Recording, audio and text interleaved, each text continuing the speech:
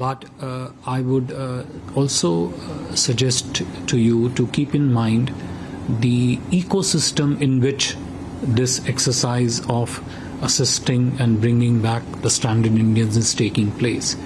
And the ecosystem comprises of, as I said, highly volatile conflict zone situation in Sudan, pretty much very hard to access areas outside the Khartoum city, and I will talk about that as we go along. Our estimate is that approximately there are 3,500 Indian nationals and about 1,000 odd PIOs in Sudan. As I said, these numbers are approximate numbers, and it is our effort to put as much specificity to those numbers as we can as we go along.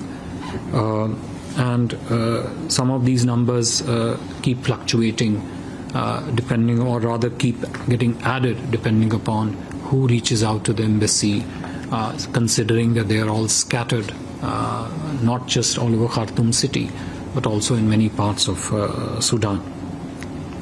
The pockets of concentration are in Khartoum city and its suburbs. There are also pockets in Omdurman, Al-Fashar, Kassala, Port Sudan, etc., where many of the Indian nationals are located. What we did was that as soon as the fighting broke out in Khartoum, our embassy in Khartoum immediately alerted and reached out to as many members of the Indian community as they could. As it turns out, they pretty much reached out to almost all of them by and large. 2, issued immediate advisories both in Khartoum city as well as in Delhi. 3, created a network of communication within Sudan despite the challenges of the network availability, power availability to charge your network, charge your devices. Created a system, a group of network of communications through which they could, pass on the information about the ongoing conflict situation to the members of the community. 2, advise them suitably not to take avoidable risks. 3, also keep them informed about the efforts of Government of India underway as part of Operation Kaveri to assist them and bring them out of the areas where they were stranded. They also, embassy also initiated a online registration process, which naturally had its challenges because, as I said, the network availability and the power outages combined together create a situation that online networks sometimes don't run fully well.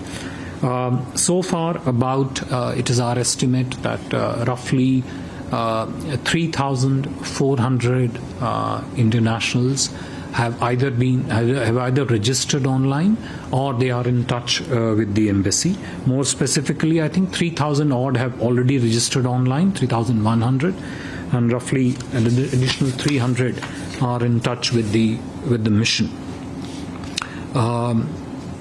Embassy's principal thrust and Government of India's focus in this entire effort has been to advise and assist the stranded Indian nationals, advise them to remain safe and help them move to secure locations whenever feasible, whether in the middle of the night or during the day, of course after carefully evaluating the conflict situation on the ground.